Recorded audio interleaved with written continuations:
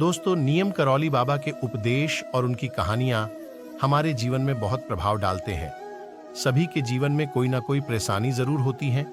कोई गरीबी से परेशान है तो कोई बीमारी से, और कोई घर में हो रहे क्लेश से परेशान है। दोस्तों, नीम करौली बाबा आपके जीवन में सभी दुखों को दूर कर दे गए। तो दोस्तों, आपके लिए आज ये बाबा के 10 चमत्कार लाए हैं। बाबा नीम करौली एक चमत्कारिक बाबा थे। उनके भक्त उन्हें हनुमान जी का अवतार मानते हैं। वे एक सीधे सादे सरल व्यक्ति थे। उनके संबंध में कई तरह के चमत्कारिक किस्से बताए जाते हैं। आओ जानते हैं बाबा नीम करौली जी के संबंध में 10 रोचक बातें। नंबर 1, नीम करौली बाबा का वास्तविक नाम लक्ष्मी नारायण शर्मा था। उत्तर प्रदेश के अकबरपुर गांव में उनका जन्म 1900 के आसपास हुआ था। 17 वर्ष की उम्र में ही उन्हें ज्ञान की प्राप्ति हो गई थी।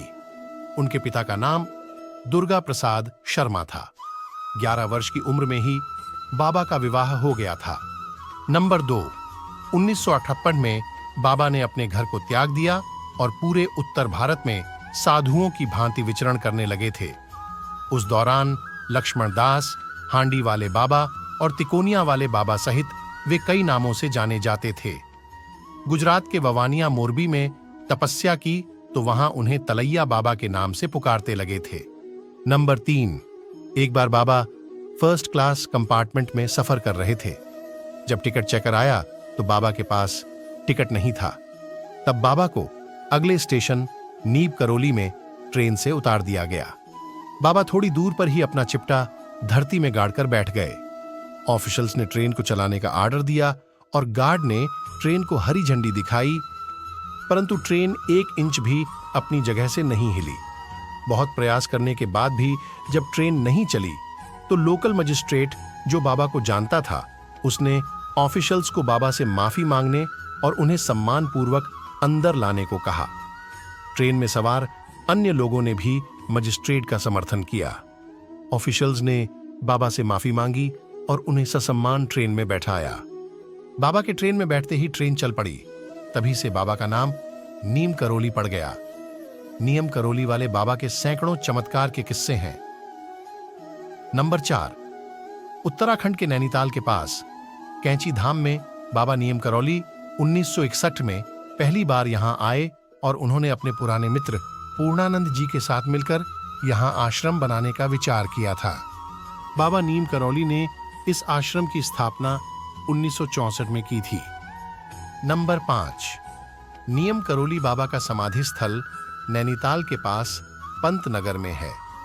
यह एक ऐसी जगह है जहां कोई भी मुराद लेकर जाए तो वह खाली हाथ नहीं लौटता। यहां बाबा का समाधि स्थल भी है। यहां बाबा नीम करौली की भी एक भव्य मूर्ति स्थापित की गई है।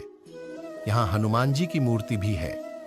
नंबर 6, नीम करौली बाबा के भक्तों में एप्पल के मालिक स्टीव जॉब्स, फेसबुक के मालिक मार्क जुकरबर्ग और हॉलीवुड एक्ट्रेस जूलिया रॉबर्ट्स का नाम लिया जाता है। कहा जाता है कि इस धाम की यात्रा करके उनका जीवन बदल गया। नंबर 7, 15 जून को देवभूमि कैंची धाम में मेले का आयोजन होता है और यहां पर देश विदेश से बाबा नीम करौली के भक्त आते हैं। इस धाम में बाबा नीम करौली को भगवान हनुमान का अवतार माना जाता है। देश विदेश से हजारों भक्त यहां हनुमान जी का आशीर्वाद लेने आते हैं। बाबा के भक्तों ने इस स्थान पर हनुमान का भव्य मंदिर बनवाया। यहां 5 देवी देवताओं के मंदिर हैं। इनमें हनुमान जी का भी एक मंदिर है। बाबा नीम करौली हनुमान जी के परम भक्त थे और उन्होंने देश भर में हनुमान जी के कई मंदिर बनवाए थे। नंबर 8, रिचर्ड एल्पर्ट रामदास ने नीम करौली बाबा के चमत्कारों पर मिरेकल ऑन एफ लव नामक एक किताब लिखी। इसी में बुलेट प्रूफ कंबल नाम से एक घटना का जिक्र है। बाबा हमेशा कंबल ही ओढ़ा करते थे। आज भी लोग जब उनके मंदिर जाते हैं तो उन्हें कंबल भेंट करते हैं।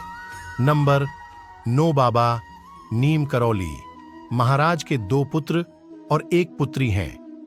ज्येष्ठ पुत्र अनेक सिंह अपने परिवार के साथ भोपाल में रहते हैं।